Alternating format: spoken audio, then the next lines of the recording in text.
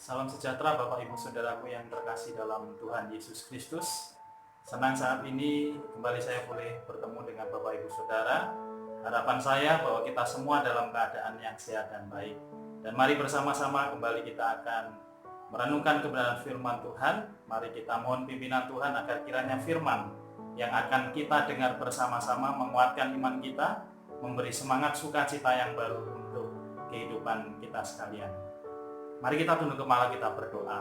Bapa yang baik, Bapa yang kami sembah dan kami kenal di dalam Tuhan Yesus Kristus, kembali kami datang ke hadirat-Mu ya Tuhan, menaikkan syukur dan sukacita kami, dan kami bersama-sama kembali mau belajar kebenaran firman Tuhan. Tuhan tolong setiap kami, pribadi lepas pribadi, sehingga sungguh firman yang akan kami dengar bersama-sama menjadikan kehidupan kami semakin diteguhkan, dikuatkan, dan kami boleh terus sungguh-sungguh meyakini janji dan penyertaan Tuhan di dalam kehidupan kami. Terima kasih Tuhan, kami siapkan hati dan pikiran kami untuk mendengarkan firman-Mu. Di dalam nama Tuhan Yesus hamba-Mu berdoa, amin. Saudaraku yang dikasihi Tuhan, pembacaan firman Tuhan pada kesempatan hari ini terambil dari Injil Matius pasal 8 ayat 23 sampai ayat yang ke-27 dengan tema Yesus jaminan hidup kita. Bapak Ibu Saudaraku yang dikasihi Tuhan, mari kita membaca bersama-sama untuk kebenaran firman Tuhan saat ini. Saya akan membacakan dari sini dan silakan saudara juga menyimaknya dan mendengarkan bersama-sama dimanapun saat ini kita berada. Lalu Yesus naik ke dalam perahu dan murid-muridnya pun mengikutinya. Sekonyong-konyong mengamuklah angin ribut di danau itu, sehingga perahu itu ditimbus gelombang, tetapi Yesus tidur. Maka datanglah murid-muridnya membangunkan dia, katanya, "Tuhan, tolonglah kita binasa." Ia berkata kepada mereka, "Mengapa kamu takut, kamu yang kurang percaya?" Lalu bangunlah Yesus menghardik angin dan danau itu, maka danau itu menjadi teduh sekali. Ayat 27, dan heranlah orang-orang itu, katanya, "Orang apakah dia ini, sehingga angin dan danau pun taat kepadanya." Amin. Sungguh indah pembacaan firman Tuhan hari ini. Yesus jaminan hidup kita. Saudara yang terkasih dalam Tuhan, dalam perikop ini diceritakan bahwa murid-murid Yesus mengalami satu peristiwa, yaitu ketika mereka berada di satu perahu dengan Tuhan Yesus. Ketika mereka menyeberang sebuah danau, saudara, mereka diperhadapkan dengan situasi dan kondisi, yaitu pada waktu itu terjadi angin badai, terjadi topan, terjadi gelombang yang tinggi, sehingga mereka ketakutan, mereka takut kalau akhirnya mereka akan tenggelam karena angin dan gelombang yang tinggi itu. Padahal kalau kita lihat bahwa murid-murid Yesus pada waktu itu mereka berlatar belakang seorang nelayan. Ternyata tidak jaminan bahwa yang punya keahlian, ya, mereka berhadapan dengan laut setiap hari, mereka ada di perahu setiap hari, bahkan saya yakin mereka juga sering menghadapi badai, topan, dan gelombang laut yang tinggi. Tetapi ketika waktu itu mereka masih bersama dengan Yesus dan mereka merasakan ketakutan yang teramat sangat. Simon, Andreas, Yakobus, dan Yohanes yang latar belakangnya adalah seorang nelayan, seorang pelaut yang setiap hari berhadapan dengan air, dengan laut, mereka juga mengalami kondisi yang luar biasa sehingga mereka ketakutan, menghadapi ketakutan yang amat sangat. Nah, saudara yang dikasihi Tuhan, saya menggambarkan bahwa saudara dan saya sebagai orang percaya, kita juga sedang mengarungi kehidupan. Kita seperti murid-murid Yesus yang berada di perahu pada waktu itu. Kita banyak mengalami yang namanya badai kehidupan. Kita banyak mengalami yang namanya persoalan. Kita banyak mengalami berbagai macam, ya, bisa dikatakan gelombang yang tinggi yang siap menghantam hidup kita, yang siap menenggelamkan kita, dalam arti bukan menenggelamkan secara fisik, tetapi dalam arti membuat kita mungkin juga memiliki ketakutan seperti murid-murid Yesus pada waktu itu. Nah, pertanyaan buat kita semua hari ini, Bagaimana respon kita menghadapi badai persoalan kehidupan yang datang silih berganti di dalam kehidupan kita. Karena respon kita ketika menghadapi badai gelombang kehidupan, itu yang akan menentukan keberhasilan kita untuk melewatinya selamat sampai di tujuan. Dari pembacaan firman Tuhan dari Injil Matius pasal yang ke-8 ayat 23 sampai 27 ini, kita diberkati oleh Tuhan. Kita akan merenungkan bersama-sama dua hal yang menjadi berkat buat kehidupan orang percaya ketika kita menghadapi berbagai macam tantangan kehidupan kita. Yang pertama, saudaraku yang dikasihi Tuhan, badai kehidupan akan tetap ada selama kita hidup di dalam dunia. Saudara, tidak ada seorang pun yang tidak menghadapi permasalahan, betul? Tidak ada seorang pun yang bebas dari yang namanya masalah di dalam kehidupannya. Tetapi yang menjadi kunci adalah bagaimana responnya atas masalah yang sedang dihadapinya. Bagaimana responnya atas persoalan yang sedang dihadapinya. Itu yang akan menentukan keberhasilan atau kegagalan seseorang dalam menghadapi setiap tantangan kehidupannya. Badai kehidupan setiap orang bermacam-macam. Ya, contohnya saja ketika ada masalah yang berat, itu bisa dikatakan badai kehidupan, ya, yang bisa membuat orang menjadi takut, khawatir, kehilangan sukacita, kehilangan pengharapan. Kemudian sakit penyakit. Siapa yang tidak sakit, saudara? Siapa yang tidak pernah sakit? Saya yakin kita semua pernah sakit. Saya secara pribadi, saudara yang dikasihi Tuhan, diizinkan oleh Tuhan untuk mengalami 2 kali operasi, ya, karena ada benjolan di leher saya. Dan saya melewati itu karena saya percaya bahwa Tuhan punya rencana yang indah. Paulus, seorang rasul Tuhan yang begitu luar biasa, yang begitu hebat, dipakai Tuhan dengan luar biasa untuk melayani, merintis jemaat, bahkan untuk mengadakan berbagai mujizat, ya. Saya yakin dan percaya dalam pelayanannya Paulus juga diberi kuasa oleh Tuhan untuk menjadi sarana saluran berkat bagi banyak orang yang dia layani. Bahkan surat-surat yang sudah dia tulis, sebagian besar dari perjanjian baru, kita yakin dan percaya kalau dia bukan orang yang diurapi Tuhan, dia pasti tidak bisa dipakai Tuhan secara luar biasa. Tetapi dalam keistimewaan yang dimiliki oleh Paulus juga dikatakan memiliki duri dalam daging. Dalam berbagai penafsiran dikatakan itu adalah penyakit, saudara. Penyakit yang dimiliki oleh Paulus, yang bahkan sampai Paulus meninggal, sampai Paulus mati, penyakit itu tidak pernah sembuh. Ya. Itu menjadi duri dalam daging. Tetapi Paulus katakan bahwa ketika aku lemah, maka aku kuat. Itu yang membuat Paulus terus merasa bersukacita. Nah, bagi saudara dan saya mungkin saat ini kita juga mengalami tantangan, badai kehidupan di dalam kehidupan kita. Ya, contohnya saja kalau zaman ini, saudara, waktu-waktu sekarang ini, ya banyak orang yang di PHK. Ya, kehilangan mata pencahariannya, kehilangan pekerjaannya. Bagaimana dengan saya? Bagaimana dengan keluarga saya? Ya, kondisi seperti saat ini kita pun tidak bisa memaksakan, saudara, karena sedang dalam kondisi pandemi atau wabah nasional, tanggap darurat nasional. Dan kita mau tidak mau, saudara yang dikasihi Tuhan, menghadapi masalah ini.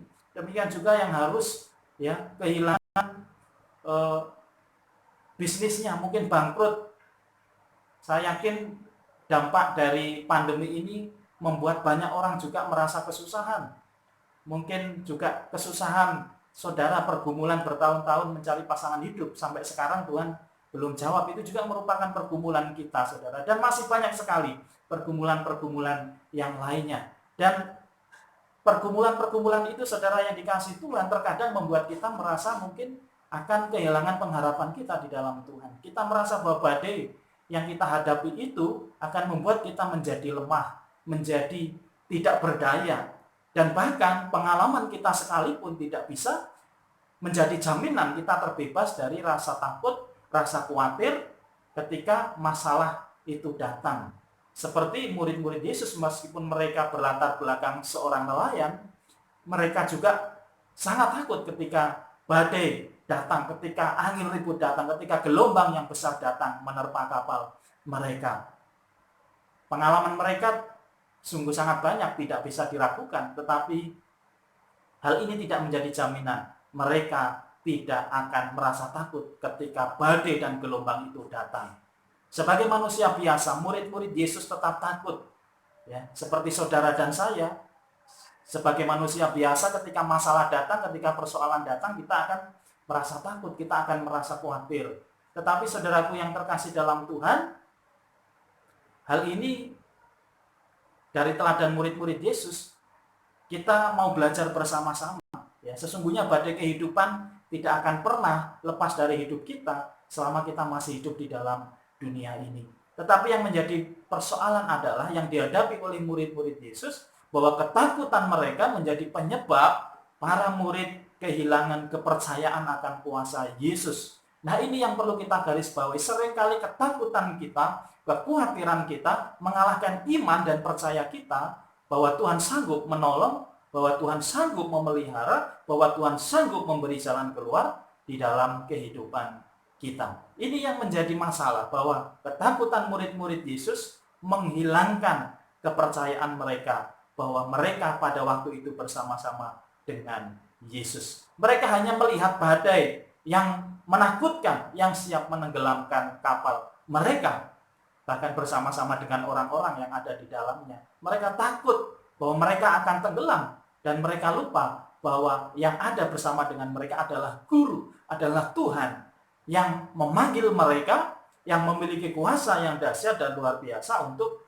menyelamatkan kehidupan mereka. Dan apa yang mereka takutkan sesungguhnya tidak pernah terjadi di dalam kehidupan mereka. Saudara, di sini kita belajar bahwa ketika badai hidup datang, mari jangan fokus kepada besarnya masalah yang kita alami. Saya yakin ketika pandemi saat ini, banyak orang ya yang harus bersusah payah untuk mengusahakan kehidupannya, saudara. Tetapi mari kita berpikir dengan cara yang lain. Mari kita berpikir apa rencana Tuhan di balik pandemi ini. Pandemi ini merupakan badai ya yang menerpa setiap orang, badai yang menerpa setiap segi kehidupan manusia, badai yang memporak-porandakan perekonomian, bukan hanya perekonomian bangsa kita, tetapi juga perekonomian dunia internasional.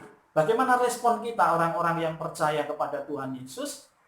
Kita juga seperti murid yang sedang berada di kapal, kita akan mencapai tujuan kita. Apakah hidup kita fokus kepada masalah, kepada besarnya tantangan yang ada di depan kita, atau kita fokus kepada siapa yang ada bersama dengan kita? Ya, mari percaya bahwa siapa yang ada bersama dengan kita, yaitu Yesus, yang memiliki kuasa yang sangat besar, yang akan menolong saudara dan saya melewati masa yang sulit, melewati pandemi ini di dalam kemenangan bersama dengan Tuhan. Dan saudara yang dikasihi Tuhan, mari jangan takut dan khawatir. Takut dan khawatir itu memang ya satu sifat yang sangat manusiawi. Ya, tetapi jangan sampai ketakutan kita, kekhawatiran kita mengalahkan keyakinan kita bahwa Yesus ada bersama-sama dengan saudara dan saya. Kesempatan ketika ada masalah yang begitu besar dalam kehidupan kita adalah kita diajar untuk berseru, ya. Perbanyak kita untuk datang kepada Tuhan. Perbanyak untuk berdoa, perbanyak untuk berseru, ya. Berlutut di hadapan Tuhan. Mazmur 145 ayat 18 dikatakan, Tuhan dekat pada setiap orang yang berseru kepadanya, pada setiap orang yang berseru kepadanya dalam kesetiaan.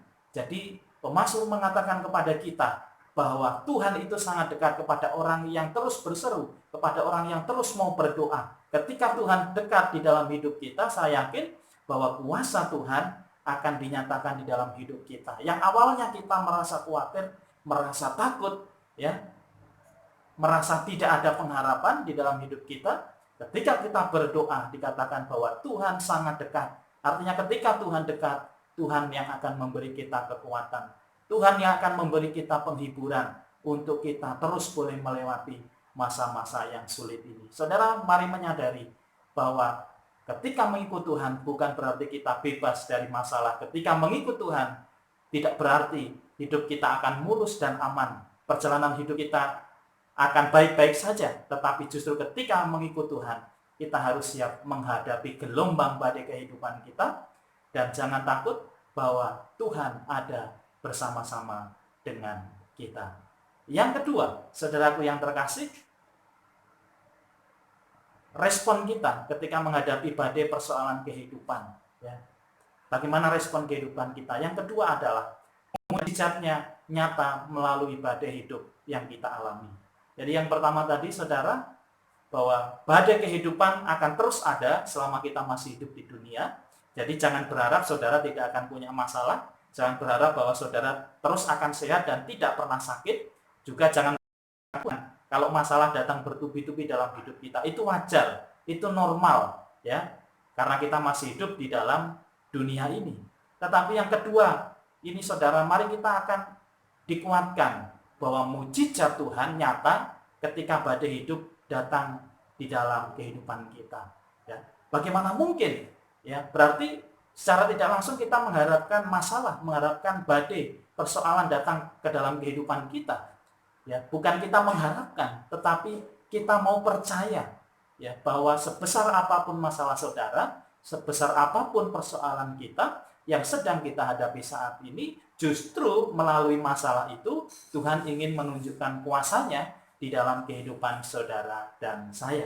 Tuhan ingin menunjukkan bahwa kuasa Tuhan jauh lebih besar dari setiap masalah yang kita alami dan rasakan. Ketika murid mulai menyerah dengan keadaan, ya, di dalam perahu yang terombang-ambing, yang siap untuk hanyut, yang siap untuk tenggelam, kemudian mereka ingat, oh ya, kita kan bersama dengan Yesus. Oh, Yesus kan satu perahu dengan kita. Kenapa kita tidak membangunkan Dia?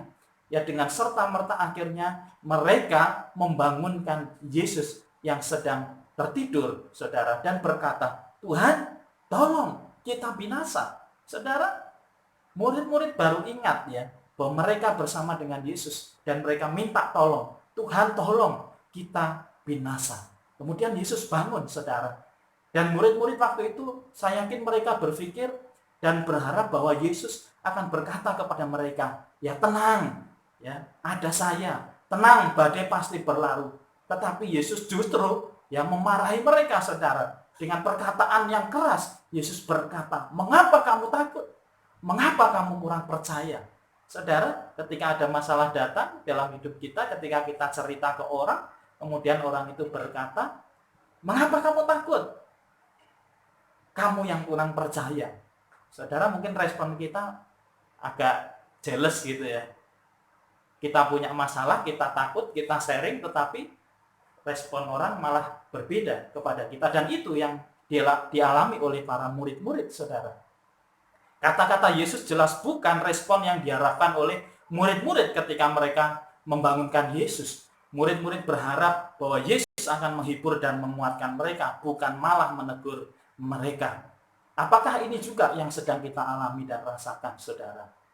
Ya. Ketika kita menghadapi keadaan sulit, keadaan yang berat, masa-masa yang sukar, kita mengharapkan Yesus datang menghibur kita, menguatkan kita dengan kata-kata yang lembut. Tetapi seringkali juga Tuhan menegur. Karena kita seringkali lupa.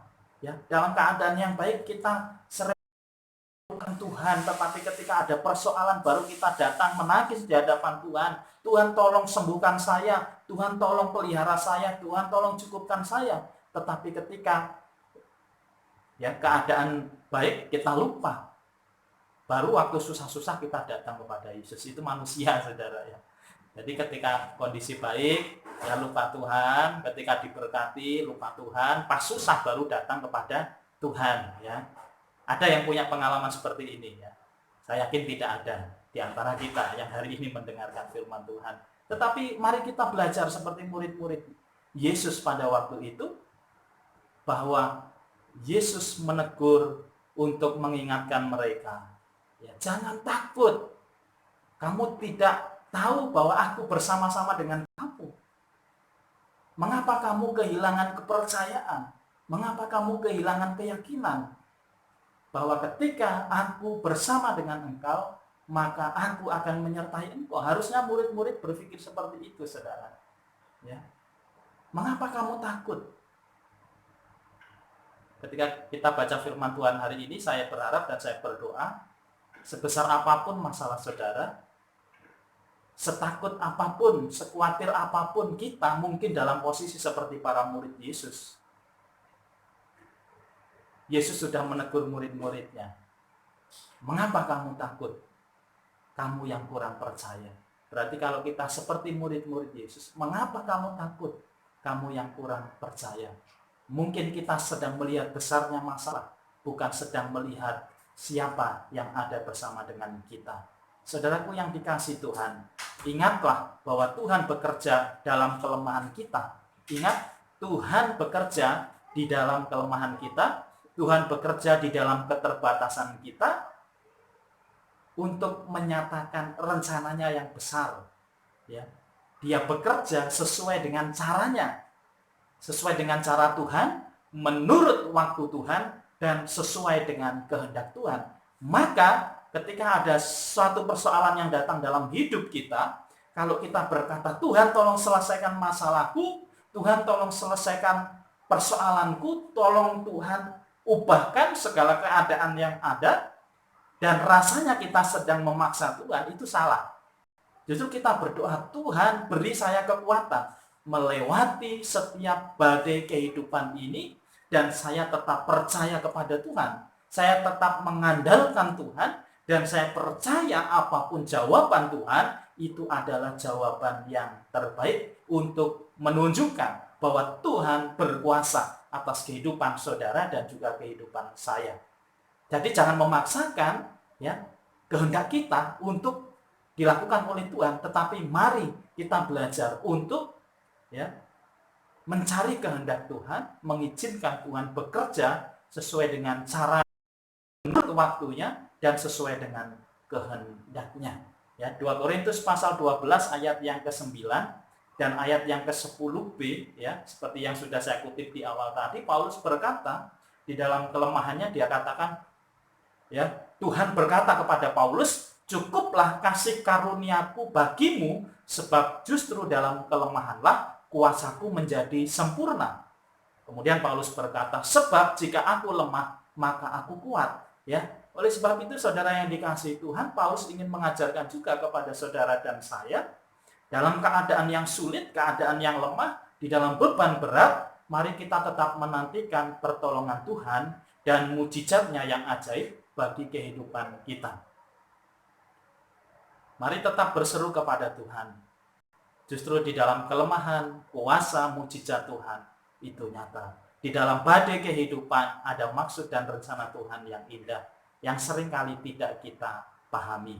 Ya, Tuhan ingin kita menjadi pribadi yang mau terus berserah kepada Tuhan, mendekatkan diri kepada Tuhan, sehingga kita mengetahui apa rencana Tuhan. Ketika kita menjauh daripada Tuhan, saya yakin kita tidak akan tahu apa rencana Tuhan di dalam kehidupan kita. Tetapi ketika kita terus dekat dengan Tuhan, maka Tuhan akan memberitahukan apa kehendaknya di dalam kehidupan saudara dan saya.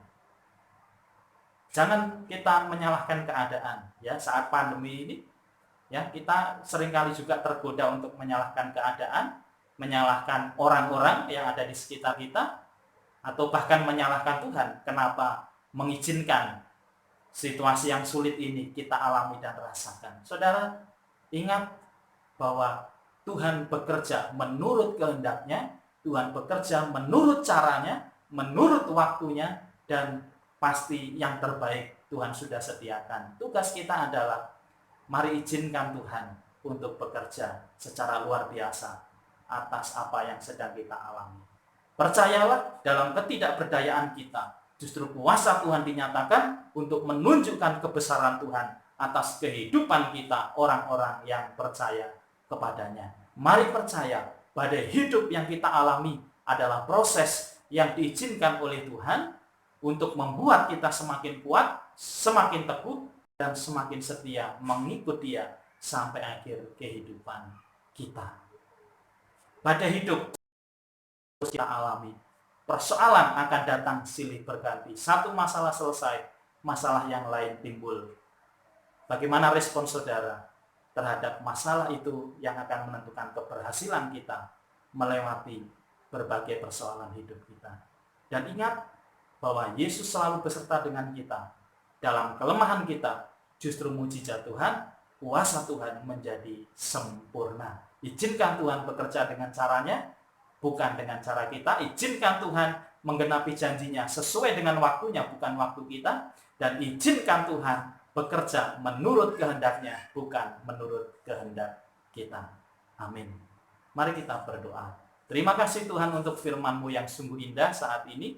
Kami bersyukur kepada Tuhan, dan biarlah iman kami dikuatkan, setiap pribadi yang mendengar firman-Mu diteguhkan melewati setiap kondisi yang sulit, melewati badai kehidupan, melewati setiap permasalahan, dan terus percaya kuat kuasa Tuhan sempurna di dalam kehidupan mereka. Hamba-Mu berdoa, Tuhan berkati setiap pribadi, setiap keluarga anak-anak Tuhan yang lemah dikuatkan, yang sakit di dalam nama Yesus disembuhkan, yang mengharapkan pertolongan Tuhan, Engkau hadir menolong kehidupan mereka, bahkan saat ini dan sampai selama-lamanya. Hamba-Mu percaya Tuhan memelihara kehidupan mereka. Hamba-Mu berdoa, khususnya untuk pandemi yang sedang dialami oleh bangsa kami, dan juga oleh seluruh umat Tuhan yang ada di seluruh bangsa. Tuhan, Engkau bekerja di dalamnya. Kami berdoa pandemi ini boleh segera berlalu,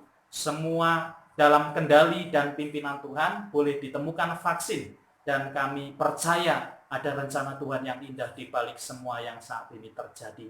Hamba-Mu berdoa dan menyerahkan, Engkau memelihara setiap anak-anak Tuhan, jemaat-jemaat Tuhan dimanapun mereka berada, di dalam tangan kasih dan pertolongan Tuhan, Allah yang berkuasa atas kehidupan mereka. Terima kasih Tuhan, berkat kasih karunia dan damai sejahtera yang datangnya dari Allah Bapa di surga, di dalam kasih karunia Tuhan Yesus Kristus dan pimpinan Roh Kudus memberkati saudara sekalian mulai hari ini dan sampai selama-lamanya. Amin. Terima kasih saudara yang dikasihi Tuhan. Kiranya kita semua boleh diberkati oleh Tuhan. Selamat hari Minggu, selamat berbakti, selamat beribadah. Mari berdoa, terus semangat di dalam Tuhan. Mari terus sehati di dalam Tuhan. Ya. Jauh di mata, dekat di hati. Sampai jumpa. Tuhan Yesus memberkati.